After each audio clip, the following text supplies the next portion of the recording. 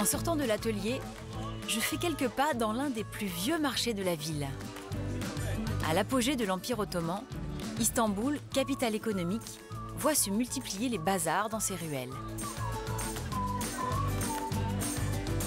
À l'époque, ce sont surtout des épices et des esclaves que l'on s'échange. Et dans les rues et les places de la ville, un drôle de spectacle est proposé au sujet du sultan, le théâtre d'ombre, surnommé le Karagöz, du nom de l'un des personnages principaux. Aujourd'hui, on le joue surtout pendant des moments de fête. Emin perpétue cette tradition, un peu oubliée. Il fabrique lui-même ses marionnettes en peau de chameau. Les figures du Karagöz sont composées de 7 parties. Elles sont articulées entre elles. Plus les figures sont en mouvement, et bien plus le spectacle est vivant. Ces spectacles mettent en scène 2 personnages principaux, le distingué Hacivat et le bourru Karagöz.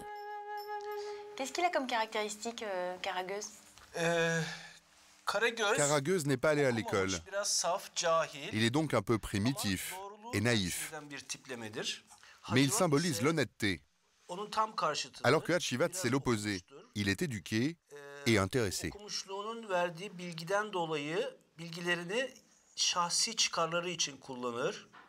C'est un petit malin en fait. Oui, il est rusé et fourbe aussi. Et c'est à quelle époque la grande phase de gloire de Karagöz? C'est quel siècle? C'était très populaire au XVIe, XVIIe et XVIIIe siècle. À cette époque-là, c'était le divertissement le plus important du peuple turc. Parfois, il critiquait même les sultans. En fait, ça avait un petit peu la fonction de carnaval, Karagöz, non? De pouvoir dénoncer les choses dans la société qui ne plaisaient pas? Karagöz, c'est la personne qui peut dire ce que les gens ne peuvent pas dire. C'est un peu à l'image de Don Quichotte. Ouais, je vois.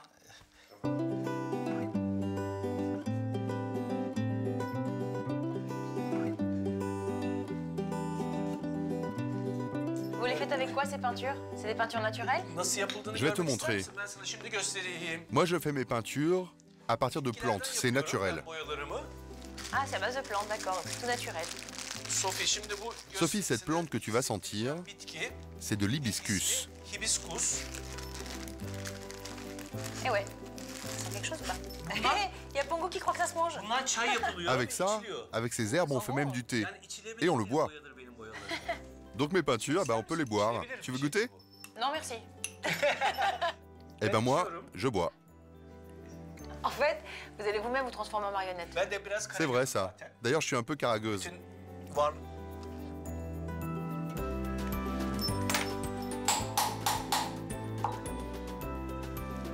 Ça y est, Sophie. Nous avons une marionnette. Avec 2 bâtons, on peut faire bouger son bras, on peut lui retirer et remettre son chapeau. Oh, Sophie, Sophie! Oh, Sophie, Sophie, d'où viens-tu? Where are you coming from?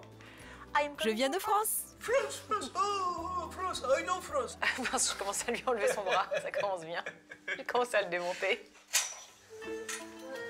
Les figures terminées, il faut maintenant monter le théâtre. Car dans le Karagöz, c'est la scène qui se déplace vers les gens. C'est marrant, c'est tout en kit. Les cafés, les palais, les mariages. Sophie, est-ce que tu peux tenir ça?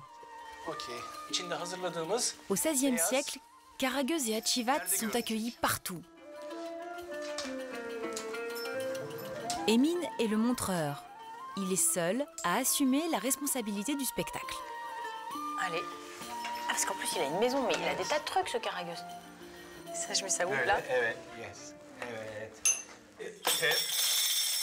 Ah, je t'en vois. Ça s'appelle un tef. Toi, tu feras ce bruit-là. Ah oui, ça, je sais faire. Faire n'importe quoi, n'importe comment, je vais y arriver. Et maintenant, j'allume la scène.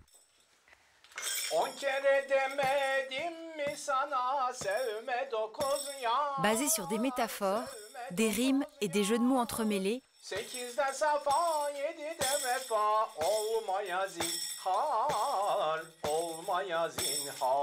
Les scènes jouées par les deux personnages sont presque impossibles à traduire.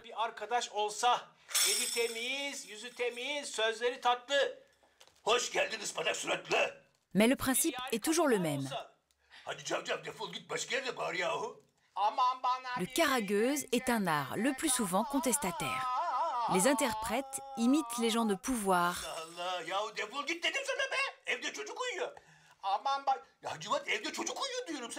se moquent de l'autorité et même de certaines traditions.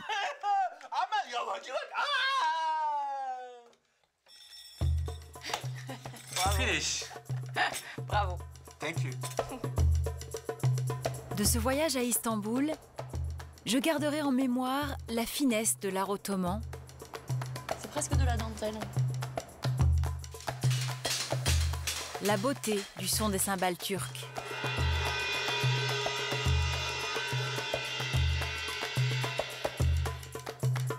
et les multiples talents d'Emin, le montreur de karageuz. Hoş geldiniz bana suratlı. Bir yari kafadar olsa